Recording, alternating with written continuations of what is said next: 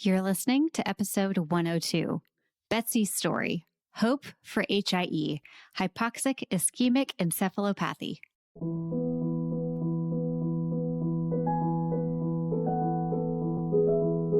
Hello, my friends. I'm so happy you're here for our second episode of 2022, and I've been waiting for a while to share this one with you, so I'm so glad that I get to do that today.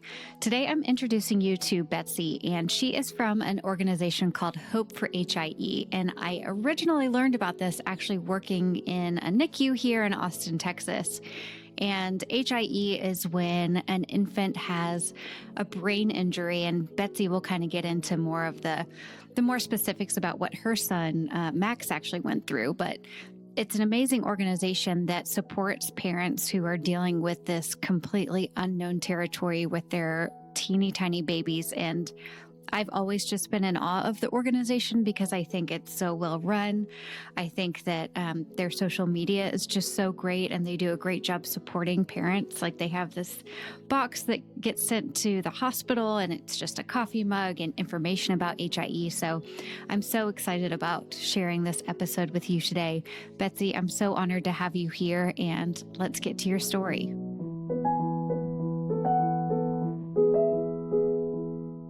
My name is Betsy Pilon, and I currently serve as the Executive Director for Hope for HIE, which is a small nonprofit that, the goal is to move forward awareness, education, and support for families whose children have been impacted by neonatal or pediatric acquired HIE, which is Hypoxic Ischemic Encephalopathy, which is a mouthful, and it's a type of brain injury. Yes, it is definitely one of those medical terms that needs another thing to be called, because the whole full name is just, like you said, a mouthful. It's very overwhelming, and essentially it's lack of oxygen, restricted blood flow impacting the brain. So some sort of event that is caused either in utero or around the time of birth, or sometimes in childhood, near SIDS events or interrupted.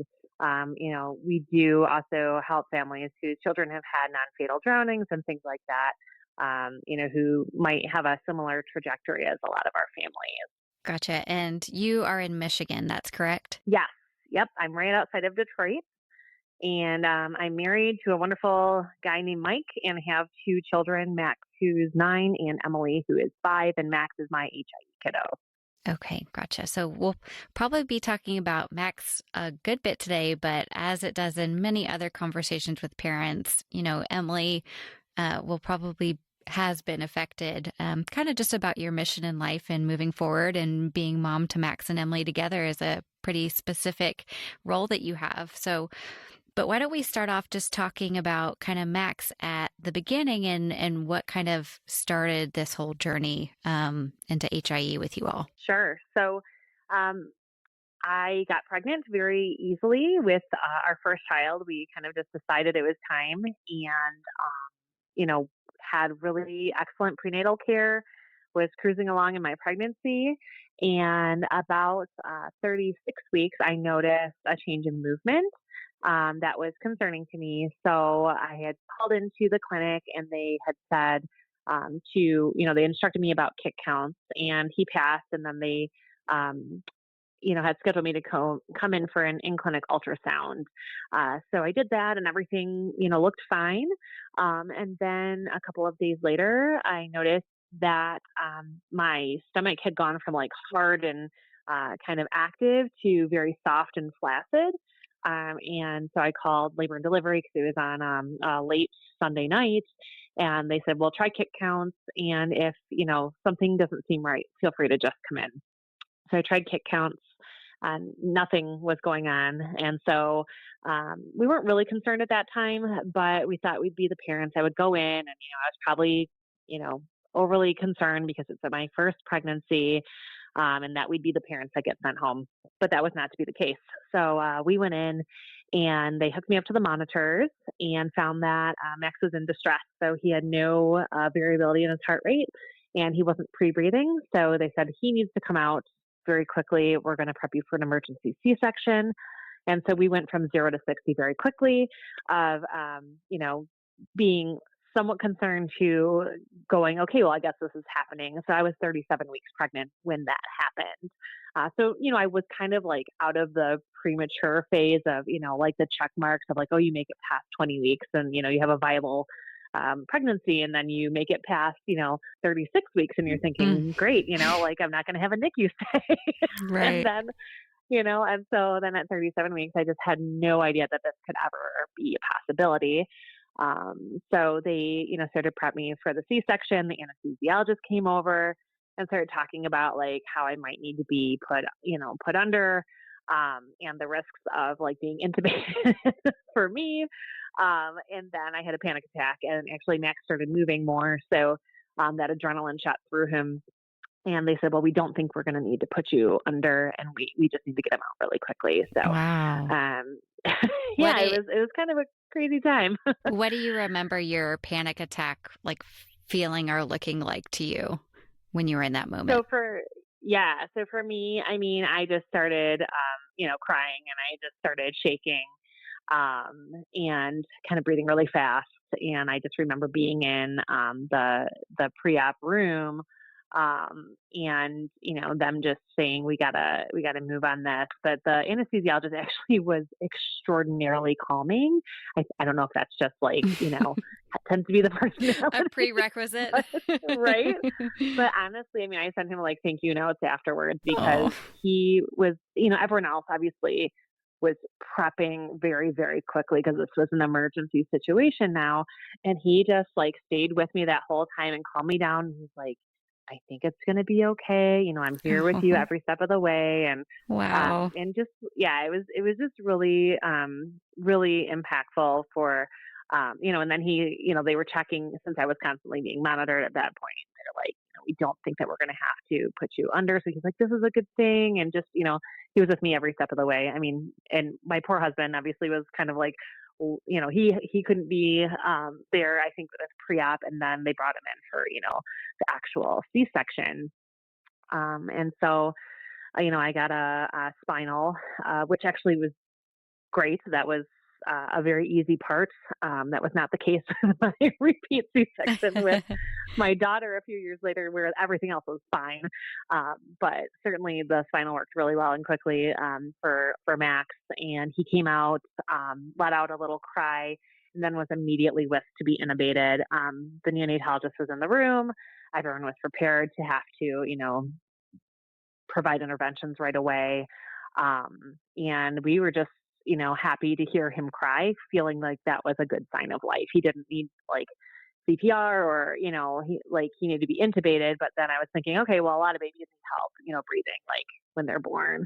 I didn't understand that HIE existed, let alone what was happening to my baby. So that was definitely, a wild time. As I was in post-op, the neonatologist came over, and he had said, Max has qualified for this cooling treatment, and I had delivered at a community hospital, so he needed to be transferred downtown to the highest level NICU for it. I had actually worked for the health system in marketing and communications, and one of the small projects that I had a chance to work on was a transfer protocol brochure, talking about the team that comes from the NICU to take babies to the high level NICU. So I felt very comfortable with the care that we were receiving. I had already worked with the head of the NICU on this brochure. So I knew that it was the same team that was going to be helping him down at the NICU coming to get him. It was wild though. It was like 1:00 in the morning when I delivered. And so, my husband actually followed Max's ambulance down. And then I called my parents at 3 a.m. to say, hey, congratulations. But, oh, by the way, can you come and be with me in the hospital, and then transfer, follow my ambulance when I get transferred down as well. So it was kind of a crazy, I mean, the start of a wild ride for sure. Yeah, absolutely. And your husband left, you were there by yourself, and how soon after were you able to get to go see your son? So I was transferred down about 2 hours after Max was. My parents lived very close, so they were able to get there the same time, like essentially the same time as Mike had to get in the car to go down in the ambulance. So it was kind of like I wasn't alone, which was really nice. Yeah. Um, and then I didn't get to see Max until hours and hours after that because he needed a lot of interventions once he arrived at the NICU. He required the oscillator. They were really afraid that they couldn't get him to stay on the oscillator. So it was a very precarious time. They thought they were going to lose him at that point. We didn't know that until a little bit later, but he certainly, they were able to, get him a little bit more stable and into the cooling treatment. Mm. So there's like a couple things that I have questions about. One is, how were you getting all this information relayed to you? Was it like a nurse that would come see you and give you updates? Was your husband going back and forth? How does that work? Yeah, it was mostly my husband. So, Okay. at that time we had Blackberries. Yeah. So we were Yeah. going back and forth with text. And then, now we look at the pictures and they're like, very granular. Yeah. But certainly, he was texting me updates. I was, in the ambulance getting text updates from him. So it wasn't, there was just constant flow of information when he knew something. And then when I arrived, he came to my room and I was right by the NICU. I was the first room in postpartum outside of the NICU. So I was Okay. very close by. And then you say cooling, and if you haven't ever worked in a NICU or been in the Hmm. NICU before with your child, cooling is a specific protocol for these babies who experience some sort of brain injury, like HIE. And so, how is it cooling explained to you, and how would you explain it to someone else? So it was explained to us that and we didn't even really realize that it was neurological Mm, until later on in the week. Um, but, it was explained to us that it was a treatment that would slow the body down and allow him to get, the necessary, um, you know, processes to help him live and help him, through whatever was going on.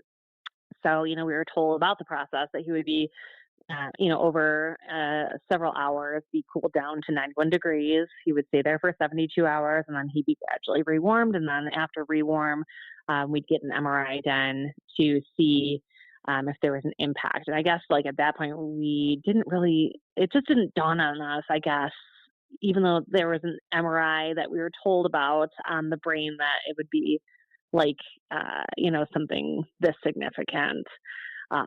So I think, that's like a total coping mechanism mm. of, fight or flight. And we're just like, okay, well, whatever you say, we'll just fight it out. Right, like my Um, child is in your hands, like the answer is yep. yes, just do what you have to do. Yes. And you're also post-surgery, and this of Yes. course happens in the middle of the night. So sleep, which you probably haven't been doing if you're, have been counting kicks for the past week. So there's no wonder that there's that disconnect, and even more of a reason for I think healthcare providers to over communicate. Hmm. Absolutely. I mean, and for us, it was like so moment by moment. So it was like, okay, we didn't even think ahead of, to the end of cooling. It was like, well, what are we doing in this moment? And what do we need him to do? And what is he doing? And, with so many of these babies, they're so up and down and, 3 steps forward, 2 steps back, or 1 step forward, 3 steps back. So, for him, the first 48 hours were just a lot of ups and downs trying to get his blood pressure right and get, his breathing under control and things like that. And so for Max, like, they had, put an EEG on him and they were concerned about the EEG. And we knew that, but we didn't know. They said, but don't worry about that until, he gets out of cooling. It might not, have anything. It might not actually, show what they're seeing, because he was also given, phenobarbital, which is a very powerful anticonvulsive because neonatal seizures are very common with HIE. Luckily, we didn't see any, clinical or subclinical or anything on the EEG with seizure activity. But, it does suppress the brain quite a bit. So you're not seizing, which, obviously has, it's like that for a reason with evidence-based care to, Mm. hopefully have better outcomes when you're not, when you're able to control the seizures or prevent them. And I think another part of the NICU too, especially with cooling babies like Max, is you're not able to really touch or hold or even see his face because he's intubated and then his head is hmm covered with EEG. So what was that like for you the first time you saw him?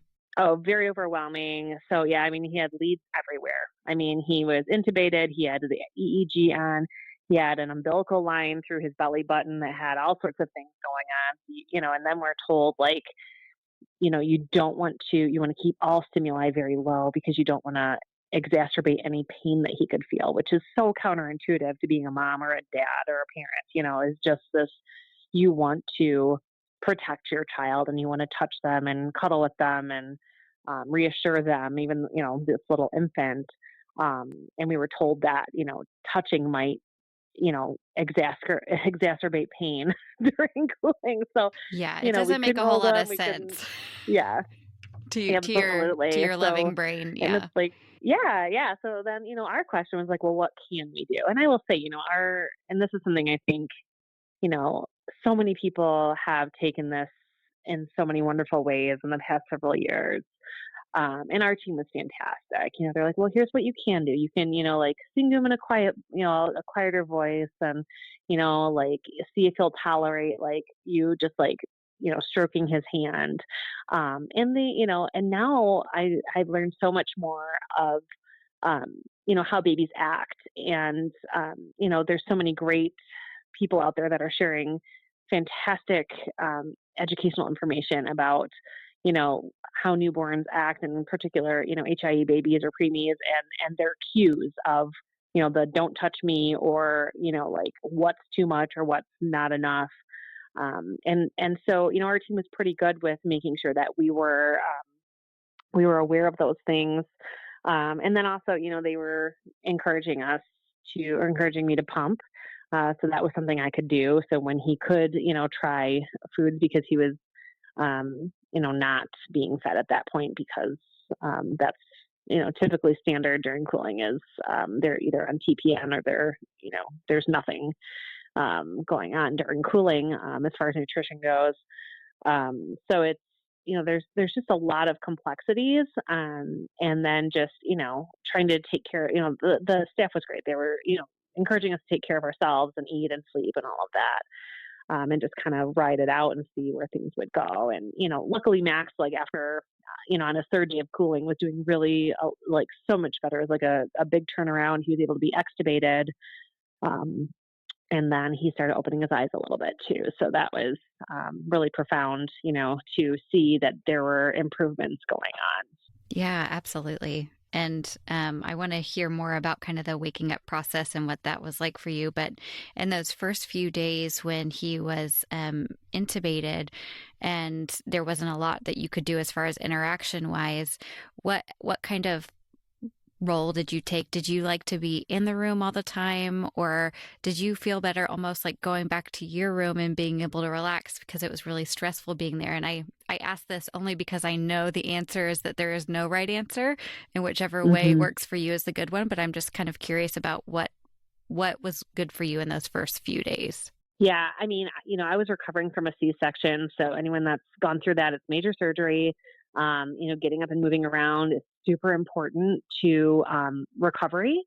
So I was trying to get up as much as I could to do that and kind of balance spending time with Max in the NICU and then going back to my room and kind of either resting or getting up and taking those steps and working on recovery and really kind of challenging myself, not too much, but to get up and move so that way, um, you know, throughout that process, I could, be on my way to recover so I could be healthy for him too. So was kind of a mix of, how things were going, of how we kind of approached the situation of, Mm. trying to rest, but, we really wanted to be bedside as much as possible. But also recognizing that, in that state, we could take breaks as well and be there. We'll be right back.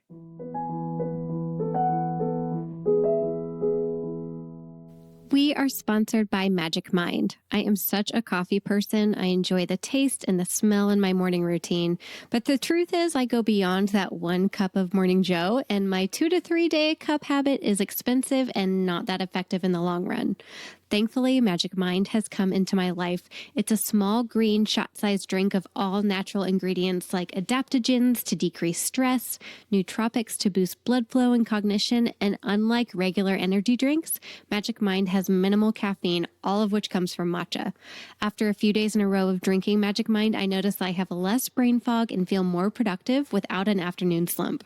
You can try it and get 20% off Magic Mind by going to magicmind.co/childlife and using code CHILDLIFE. So Max he's extubated, which is huge, which means he's breathing on his own or, with less support than he was before. And he opens his eyes and what kind of expectation did you have from moving forward once that happened? I mean, that was a huge milestone for him, right? Or inchstone, as we call them, especially in the HIE community. But yeah, I mean, and poor kiddo, like in a lot of things, especially anyone, whether that's a baby or adult or anyone across the spectrum, if you're going through something as serious as this, they like people and babies get puffy, right? Like they retain fluid and things like that. So and I've seen some kids that this is very common in the cooling, and some kids that they don't puff out as much, but he definitely had a lot of edema and swelling. So his little eyes, like, he was trying to open them through this like swollen face, and he was just like this sweet little creature. So, again, we couldn't hold him yet.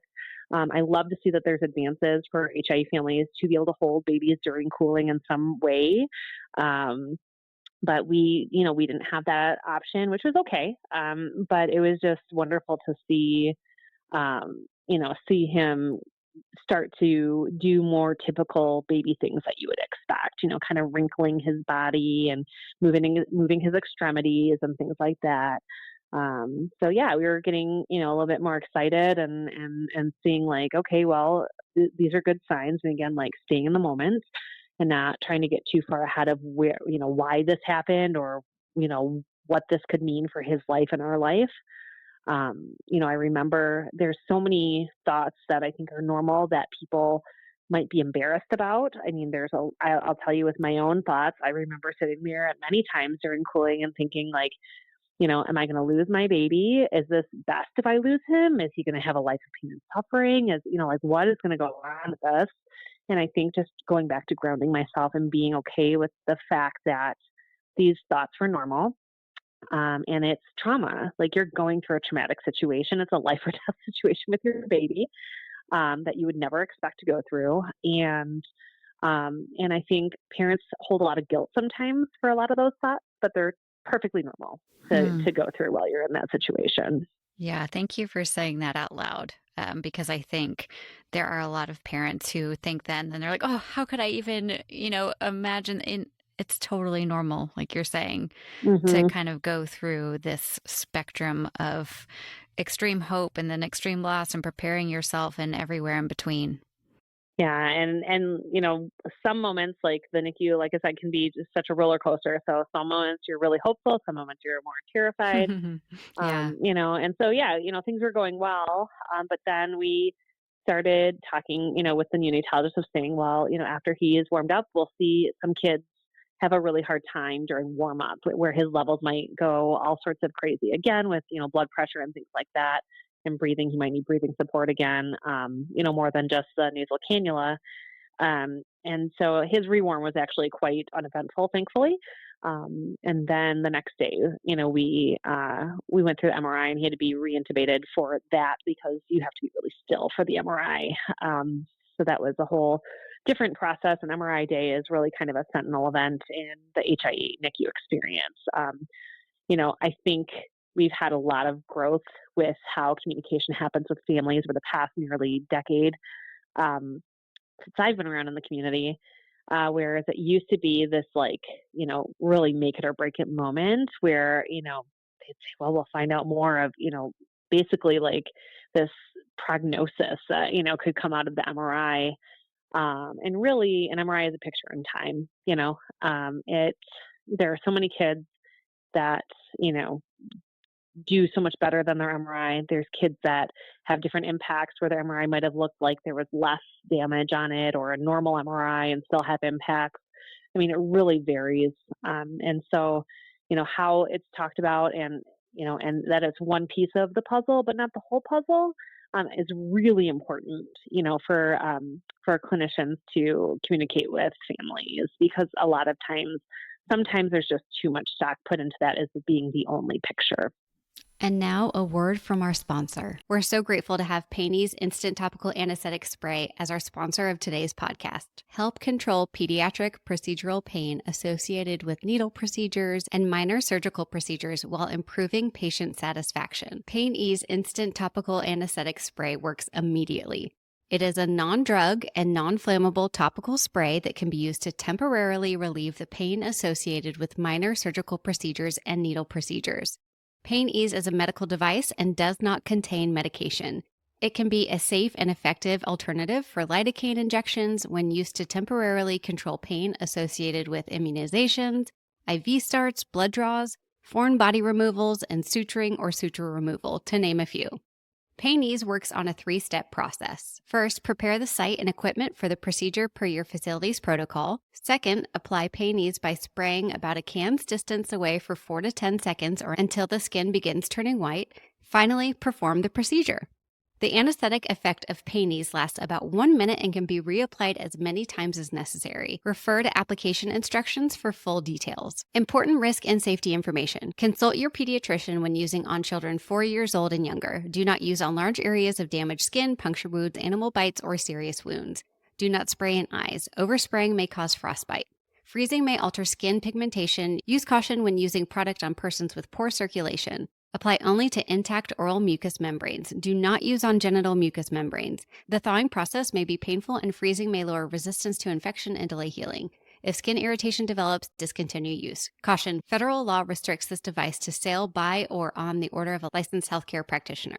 Studies suggest that Pain Ease does not induce vasoconstriction, does not contaminate a site that has been cleansed, and is preferred by patients and practitioners. Pain Ease comes in 2 different spray pattern variations, medium stream and mist. It is also available in 2 sizes, 3.9 ounces or 1 ounce single patient. Gebauer appreciates the care and comfort that you provide to pediatric patients. Visit gebauer.com/Pain Ease with no space to learn how Pain Ease can make visits more comfortable.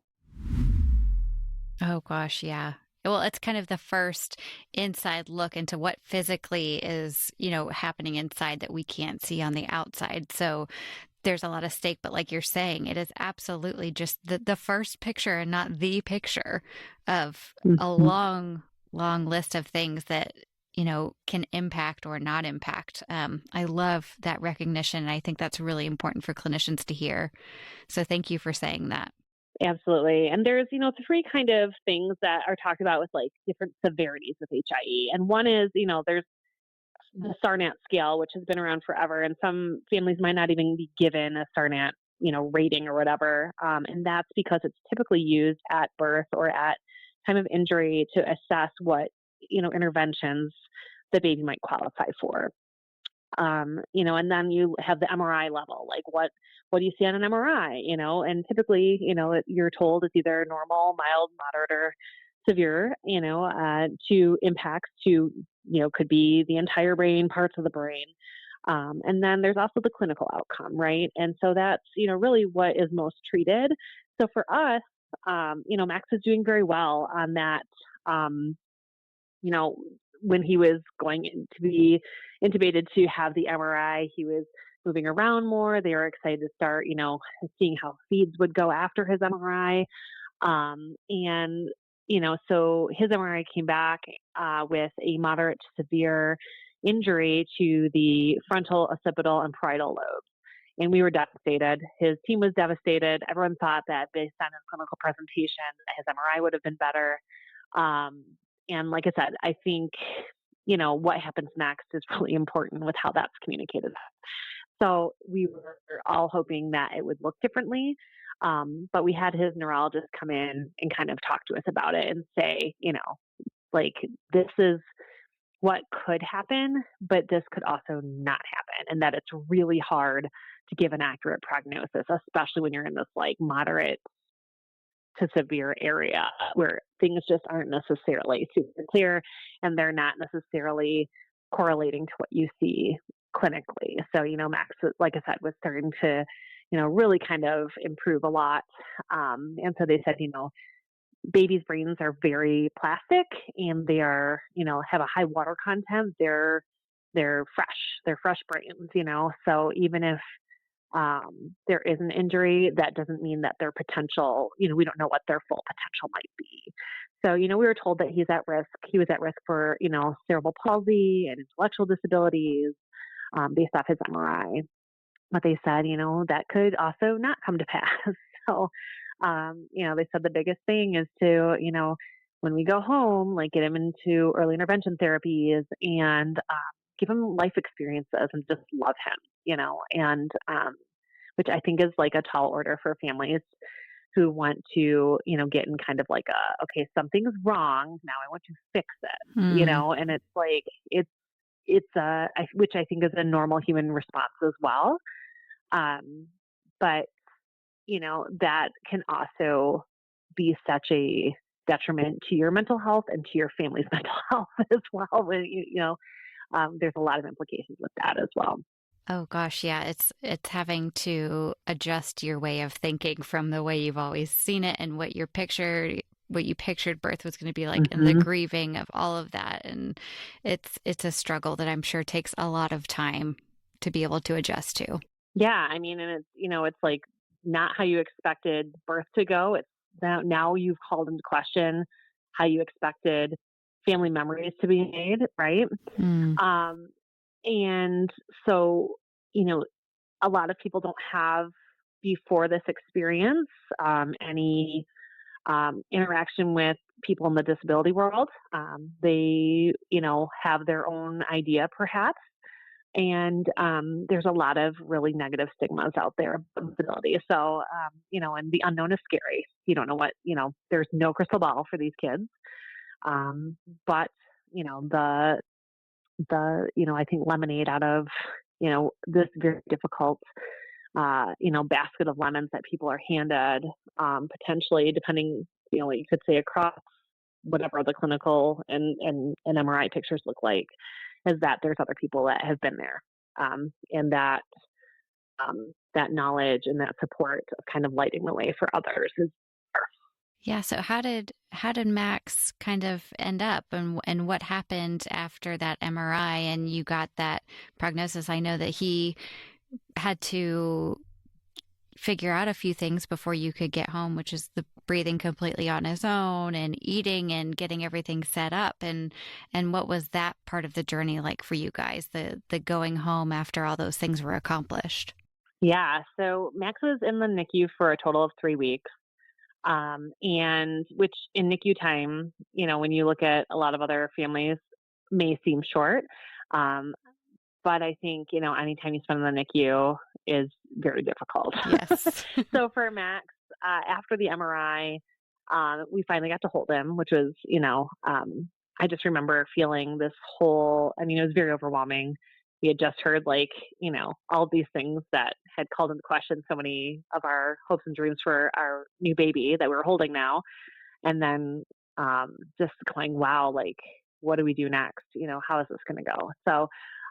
So Max they started him on feeds that night. And he did very well. And over the weekend, he just kept improving. His oxygen needs were less.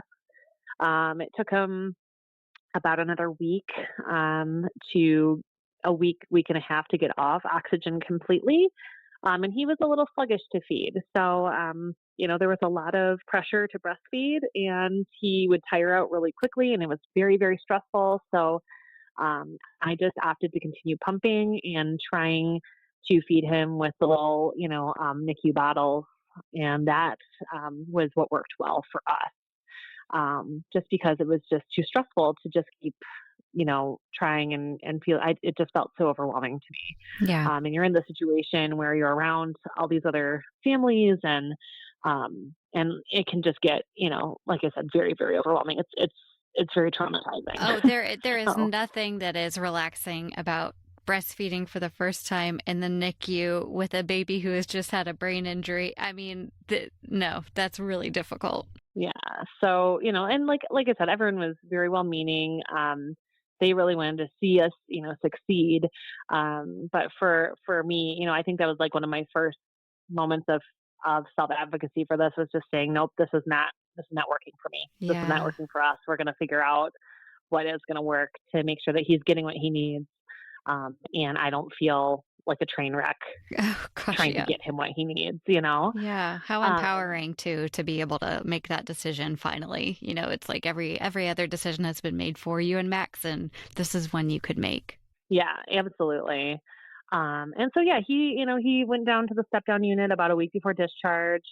And that was a big change. We had less support, because like you have, like in the NICU we were in, there were two big bays, when you were in the step down unit, as opposed to like smaller pods of like four babies. So actually that felt overwhelming to me, that change. And my husband went back to work. So that was a big, after 2 weeks. So that was a big change and felt very lonely and isolating.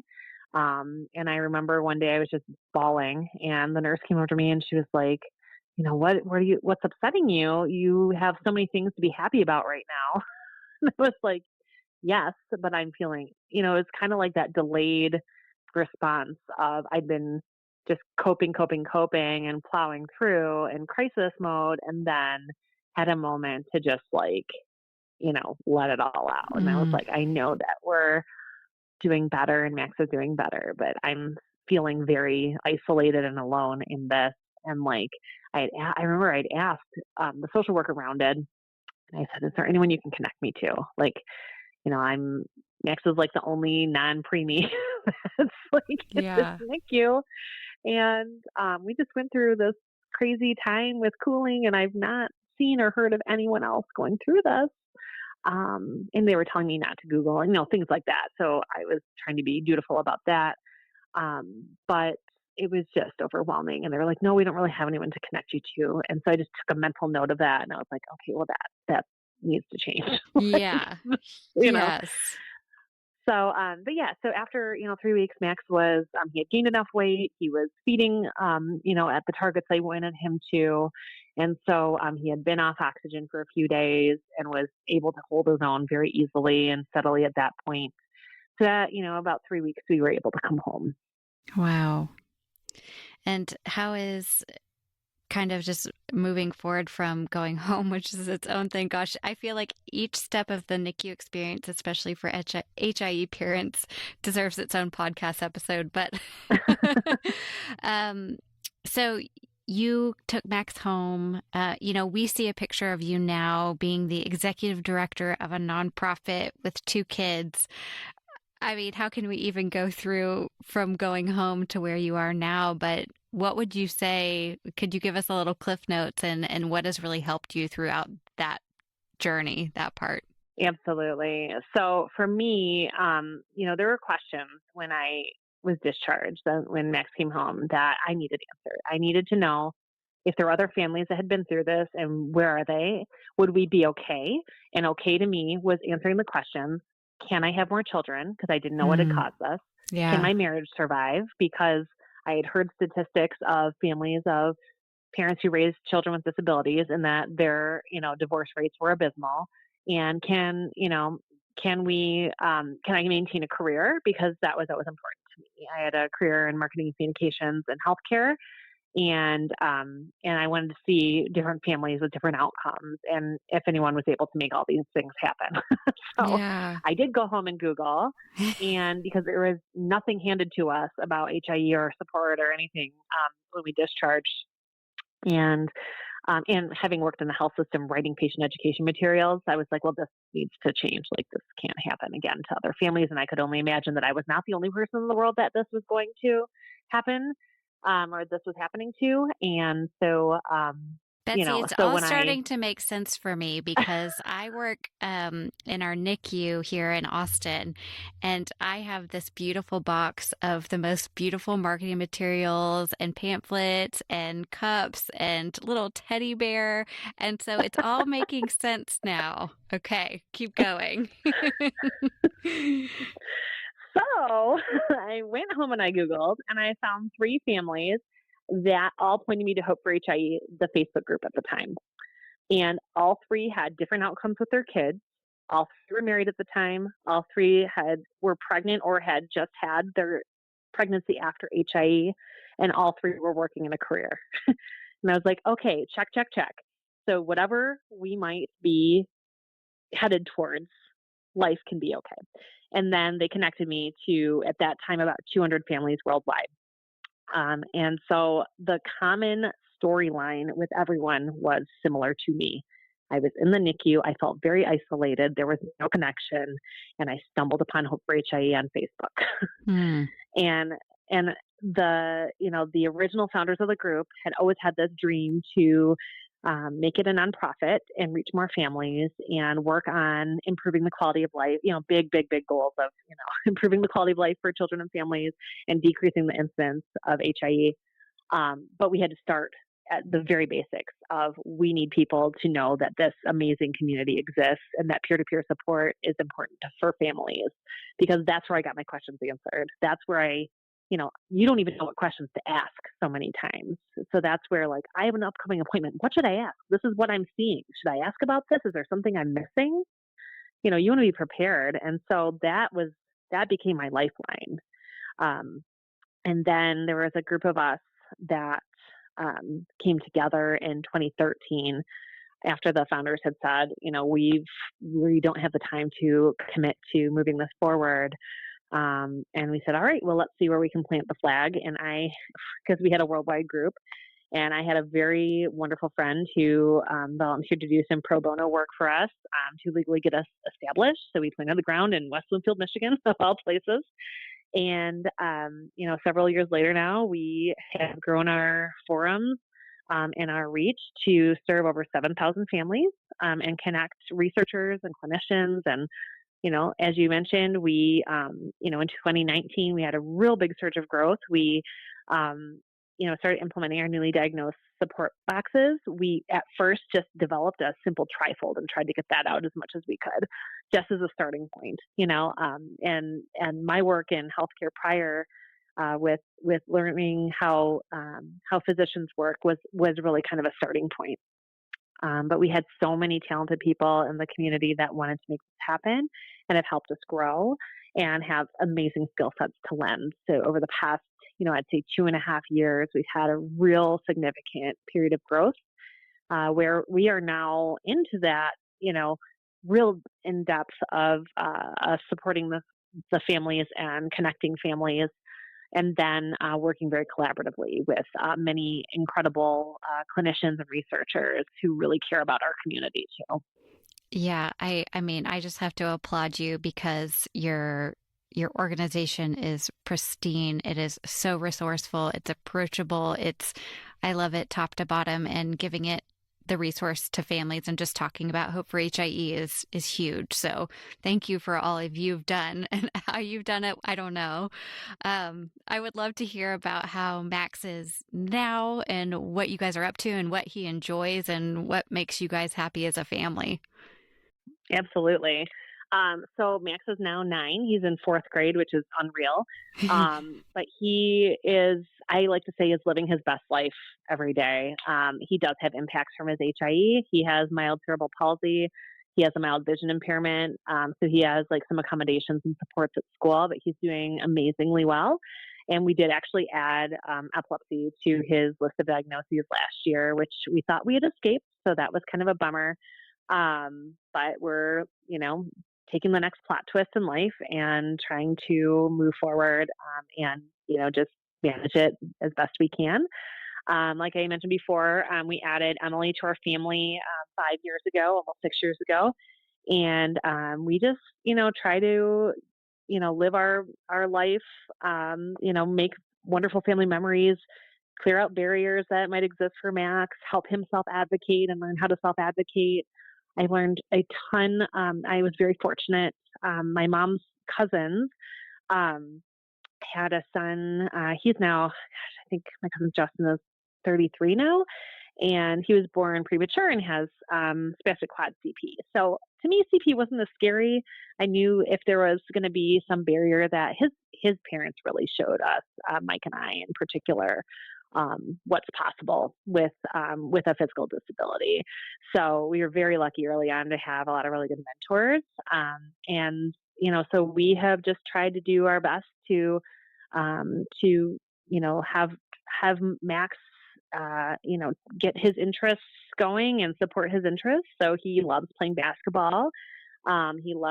He's been on a baseball team the past several years. He loves Harry Potter. He loves, telling jokes. Like, he's really into puns.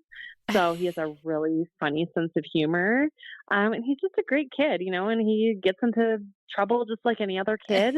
And, like, he and Emily love each other and have a wonderful sibling dynamic, and they drive each other crazy too. And it's all great. There's hard times, of course, but, we have adapted to this life and we'll continue with whatever gets thrown at us. And continue forward and hope that we can help other families, feel that. I mean, really, the HIE families that we're connected to, inspire me every single day. Like the creativity, the perseverance, just they're really incredible people to be connected to and see how they build their lives to make memories and live out their family joys and things like that. I love that. And I'm not surprised at all by that because I've had the same experience working with HIE families, and I only get to see them really at the beginning of their journey. And I'm already inspired daily. If people want to follow along with you or Hope for HIE, where can they do that? Absolutely. So we are on several different platforms on social media, and then our website. So you can sign up for our newsletter, see what we're up to with events and things like that on our website, which is hopeforhie.org. Or if there's any NICUs that want to get our support material to hand out, we have that on our website as well for requesting materials. We'd love to work with more NICUs and make sure that families are supported from the onset of diagnosis. And then, anything that has an @ we're Hope for HIE. I love it.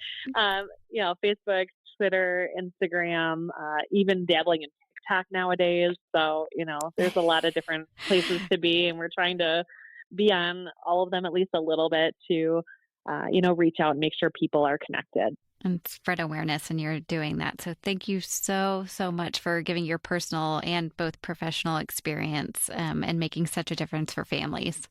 Well, thank you so much again for having me and for all the work that you do to support families. It's a team. It's a team effort. Awesome. Well, thank you so much, Betsy. Thank you.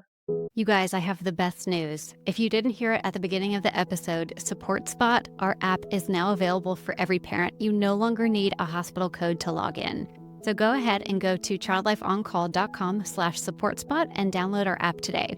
Hospitals and child life specialists, yes, we are still partnering with you if you want to customize content or provide this app to your families free of charge. We're so grateful that you're here. When you rate and review this podcast, it helps other families be able to find us. So let's keep doing that, and I will see you again here next week. For those of you who are joining us today, I am not a doctor. I'm not a therapist. I am a child life specialist. And the suggestions and tips and resources that I talk about with parents on this podcast may be great for you, and they may not be right for you. So, the most important person you can talk to about getting support is your care team, your doctor who knows your story and your child's story. So, regardless of maybe what I mention or what other families mention here, we're not licensed therapists, we're not doctors. We're having a conversation about what the parenting journey has been like. So, please keep that in mind as you listen today.